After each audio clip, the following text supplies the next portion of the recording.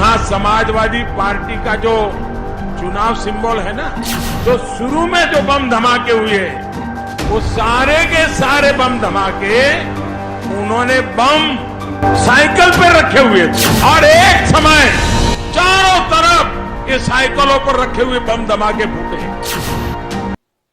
नमस्कार, मैं हूं सुनीता शर्मा और आप देख रहे हैं द आइकन न्यूज। दोस्तों, इस बात में कोई दोहराई नहीं है कि आज के समय में राजनीति में राजनेता काफी अपनी भाषा का इस्तेमाल गिराती नजर आ रहे हैं। इस समय राजनीति में आपने देखा होगा कि प्रत्येक राजनेता एक दूसरे पर तंज कसते हुए अपनी भाषा का आपा खो देता है और उनसे गलत तरीके से पेश आता है। लेकिन हाल ही में अब किसी राजनेता की बात नहीं हो रही यहाँ पे, या किसी मंत्री की बात नहीं हो रही।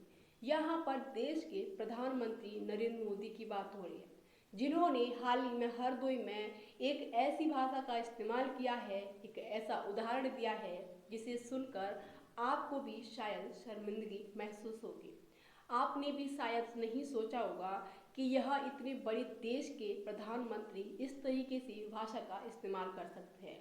यह विश्व के लोकतंत्र में सबसे बड़े लोकतांत्रिक देश के एक प्रधानमंत्री इस तरीके से भाषा का प्रयोग करेंगे। आपको बता दें कि पीएम मोदी ने एक साइकिल को लेकर एक भाषण व्यक्त किया था, जिसमें आपको बता दें कि जो साइकिल लोगों की फिट रहने की संदेश देती है, जिसमें काफी मजदूर आज भी अपना सफर तय करते हैं।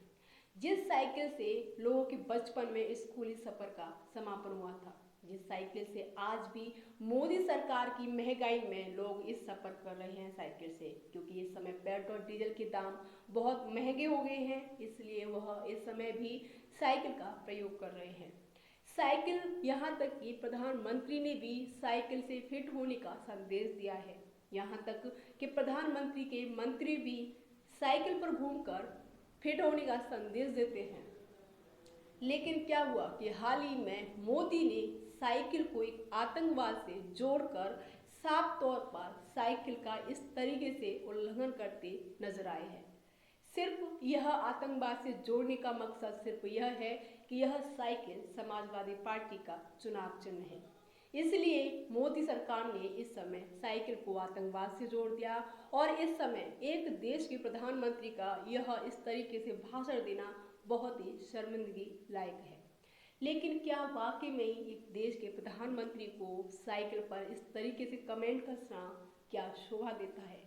साथ ही आपको बता दें कि देश के प्रधानमंत्री से देश की 135 करोड़ की जनता उम्मीद रखती है देश के भविष्य को उज्जवल बनाने के लिए।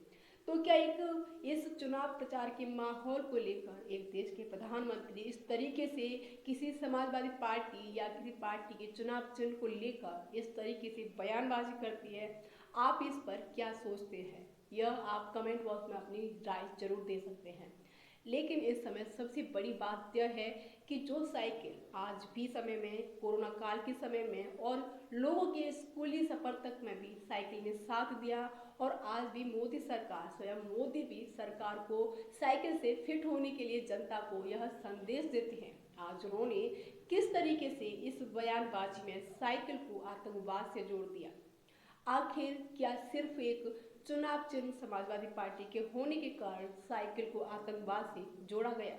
क्या हुआ था? क्या ऐसा लगा साइकिल की वजह से जो मोदी ने साइकिल को आतंकवाद से जोड़ा? यह सब और भी देखने के लिए बने रहिए द आइकन न्यूज के साथ। नमस्कार।